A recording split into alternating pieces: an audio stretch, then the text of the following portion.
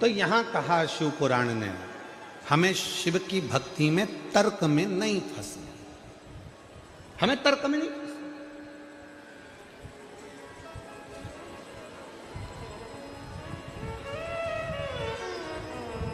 तर्क करने वाले तर्क करेंगे, आपको शिव जी से दूर कर देंगे। तर्क करने वाले तर्क करेंगे, आपको भगवान से दूर कर देंगे। क्यों हनुमान मंदिर जा रहे हो? क्यों राम जी के मंदिर में जा रहे हो? क्यों शिव जी के मंदिर में जा रहे हो? बहुत बहुत तर्क वालों के पास में कोई काम नहीं है, दिन भर बैठे बैठे तर्क ही करते रहते हैं। तर्क में फंसोगे तो भगवान से दूर हो जाओगे, और अगर विश्वास पूर्ण समर्पण के साथ करोगे तो शिव के बिल्कुल नजदीक करीब में हो जाओगे, एकदम करीब। उसका एक पत्र आया है, एक पत्र भेजा है किसी ने, प्रजापति रुद्राक्ष तो लाए और लेकर आए, उसका जल शिव को चढ़ाना और 1 लोटे जल पर पूरा विश्वास करना।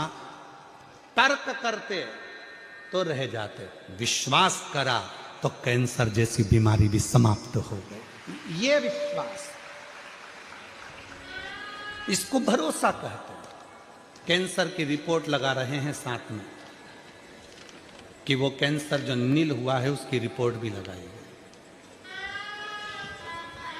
अब महाराज फिर निवेदन करें, आप उस पर विश्वास कितना करें, इस पर नीचा करें, आप उस पर भरोसा कितना विश्वास है। इसलिए आप लोगों से कहते हैं कि संबंध, रिश्ता, नाता शिव से ऐसा जोड़िए।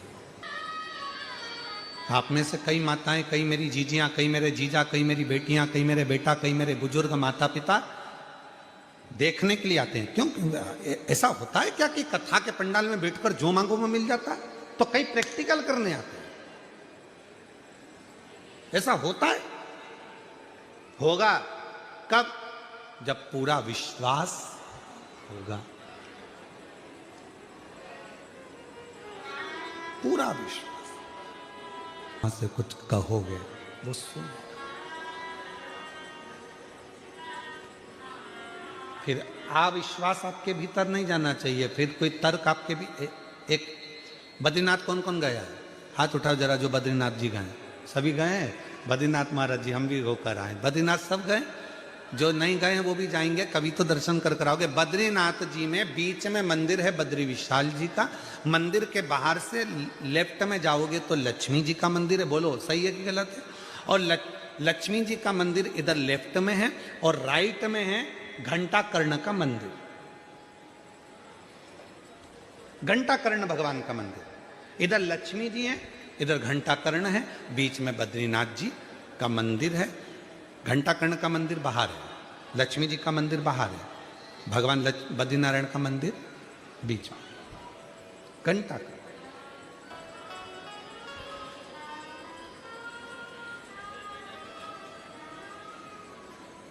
पूरी दुनिया में एक असुर, वो घंटा कर्ण, जो बद्रीनाथ की पवित्र धरा पर बद्रीनाथ जी के भी मध्य में, बद्रीनाथ जी के साथ में उसकी भी पूजन हो रही है, उसकी भी आराधना हो रही है, उसकी भी साधना हो रही है। क्यों? कौन है वो घंटा कर्ण? असुर के घर में जन्म लेने वाला एक असुर, जिसका नाम था केवल कर्ण।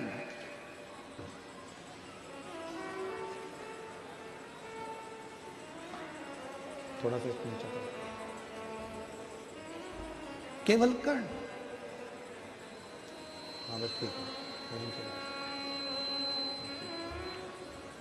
उसका नाम था केवल कर्ण। और ऊंचा करो।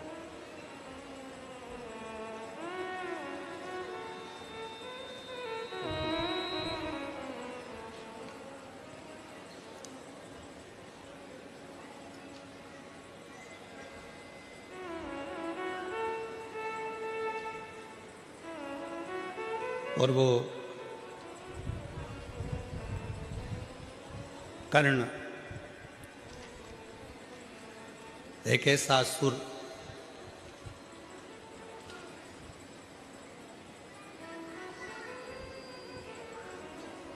जन्म लेते से ही पिताजी ने उसको असुर प्रवृत्ति में लगा दिया।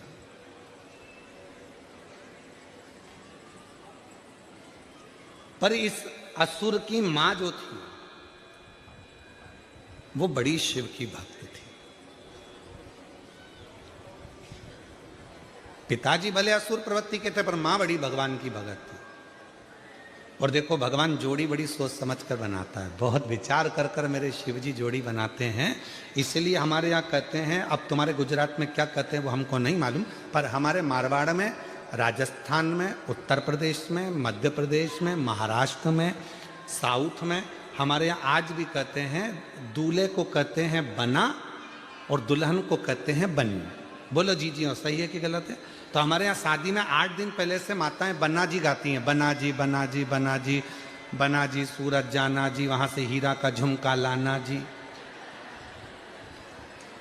बनी फिर पहन के आएगी, फिर यूं इठलाएगी, बनी फिर गाना गाएगी, झुमका गिरा रे। तो हमारे यहाँ पर दूल्हे को कहते बना और दुल्हन को कहते बनी।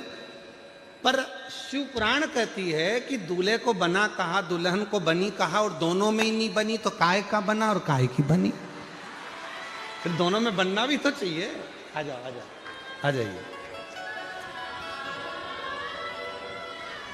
हमें भगवान जोड़ी बड़ी विचित्र बनाता है। एक गुस्से वाला है तो एक नर्म है, एक भगवान को नहीं मानता तो दूसरा बहुत मानता है। पूरे घर में मेरा भोले बाबा एक व्यक्ति ऐसा देता है जो भगवान की भक्ति में 24 घंटे ही लगा रहता है।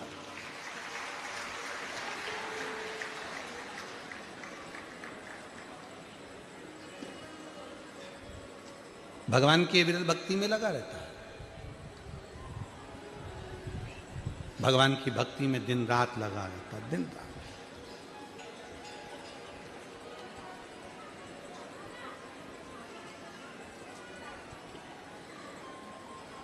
कल मिश्रा जी कह रहे थे, मिश्रा जी कल की आपकी बात हमारे स्मरण में है।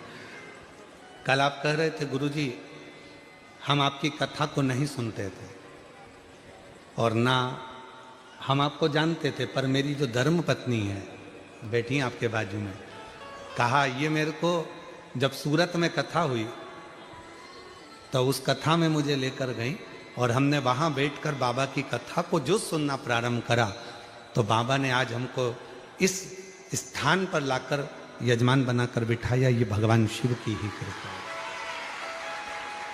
तो मिश्रा जी आपको उनको धन्यवाद देना चाहिए कि वो आपको खींच के कथा तक लेकर गई हो और आपको कथा का रस तत्व ग्रहण करवा बैठी है। शिव तत्व इसी को कहते हैं। घर में अगर एक क्रोधी है तो एक नरम है, घर में एक अगर भगवान को नहीं मानता तो एक मानता है, और पूरे घर में एक ना एक परिवार में सदस्य ऐसा होता है जो भगवान की भक्ति में डूबा रहता है। और शिव पुराण कहती है कि ये अहंकार मत करना कि घर तुम चला रहे हो, इतना याद रखना कि तुम्हारे घर में जो वो व्यक्ति है जो भगवान का भजन करता रहता है, स्मरण करता रहता है, भक्ति में डूबा रहता है, उसी के रहने से तुम्हारा घर पूरा अच्छा चल रहा है और उसके रहने से पूरा घर श्रेष्ठ है, पूरा घर श्रेष्ठ। एक चावल का दाना देखा जाता है पक गया कि नहीं पका तो उससे मालूम पड़ जाता पूरी हंडी पकी हुई है। उसी तरह भगवान एक भक्त देख लेता है, इसके घर में एक भक्त है रे, बहुत अच्छा है, भगवान का भजन करता है, कथा में लगा रहता है, सत्संग करता रहता है। भले लोग उसको गाली देते हैं, अपशब्द कहते हैं, जो भगवान की भक्ति में ज्यादा डूबा रहता है ना, लोग उसको गिनते ही नहीं है घर में, पगला है, पागल है। और हम तो आपके लिए भी कहेंगे, तुम अपने घर में रोज टीवी खोल के 2 बजे से 5 बजे तक, 1 बजे से 4 बजे तक सियोर वाला महाराज, सियोर वाला महाराज, सियोर वाला महाराज, सियोर वाला महाराज, तो कभी कभी तो पति भी चिल्ला के कहते अच्छा महाराज, धन्य है प्रभु, धन्य, अच्छे परेशान कर रखा है। और अभी तो वापिस एक काम दे दिया सियोर वाले महाराज ने, वृक्षारोपण, अब फिर पति से कहेगी जाओ जरा बाजार से एक पेड़ लिया आओ, एक वृक्ष लिया आओ, जाओ जरा जाओ। अब पति बेचारा वृक्ष ढूंढते फिर रहा, पौधारोपण करना। और जैसे ही दुकान पर गया और उसने पूछा क्यों साहब पौधा मिलेगा? हाँ साहब। बेलपत्री का? हाँ साहब। तो दुकान वाले ने कह दिया मिश्रा जी ने भेजा है। अब तो पौधे वाला कह देता है कि मिश्रा जी भेजा।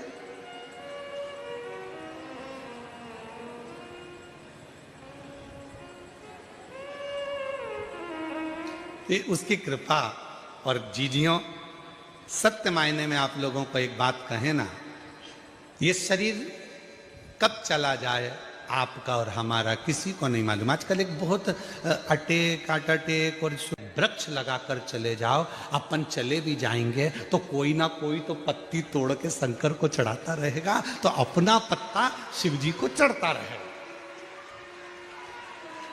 शंकर भगवान को अपना एक बेलपत्री का वृक्ष अगर लगा दिया तो उसमें से पत्ते टूटकर शिव जी को चढ़ते रहेंगे तो हम शंकर भगवान के चरणों में जिंदगी पर्यांत पड़े रहेंगे और हमारा और आपका फिर जन्म नहीं होगा। हम शंकर की शरणागति में पहुंच जाए।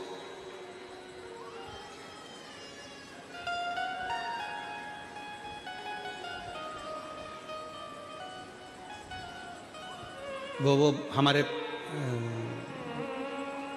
हम जिस मार्ग में है, पुष्टि मार्ग में, हमारे वल्लभ कुल में एक बड़ा सुंदर पद गाया जाता है, भरोसो दृढ़इन।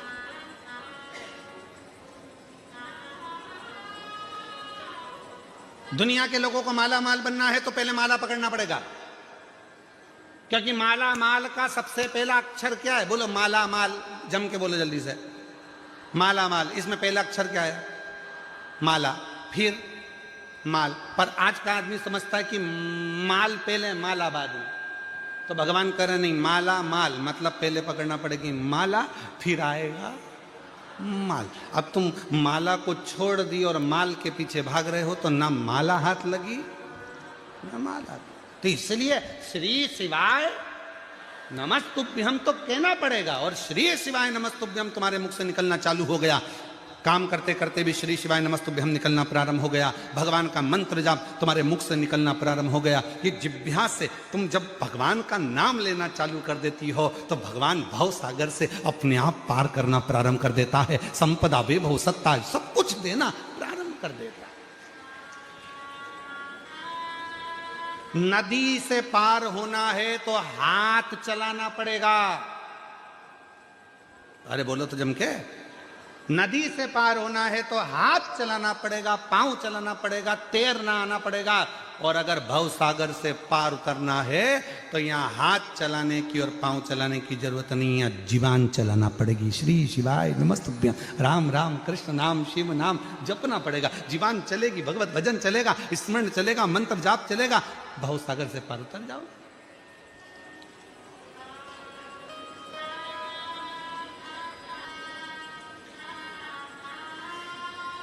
पार उतरना है।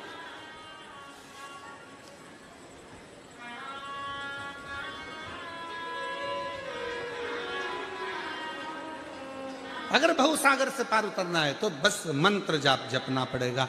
श्री शिवाय नमस्तुभ्यम,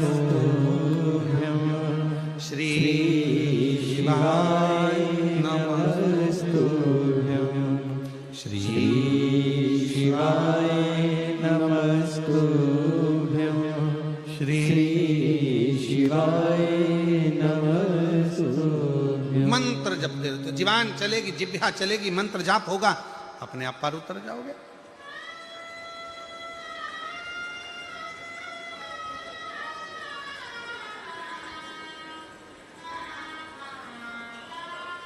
इस जिह्वा को गलत चीज के लिए ना चलाओ, इस जिह्वा को भगवत भजन के लिए चलाओ।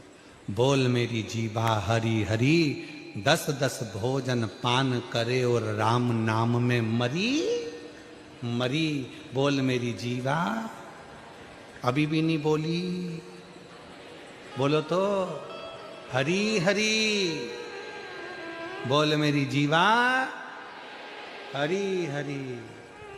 बहुत।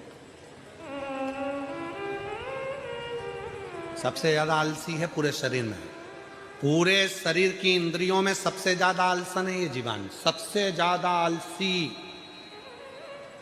खाने का नंबर आ जाए तो ऐसा स्वाद बता, दही बड़ा अच्छा बना, लोचा मस्त, फाफड़ा मस्त,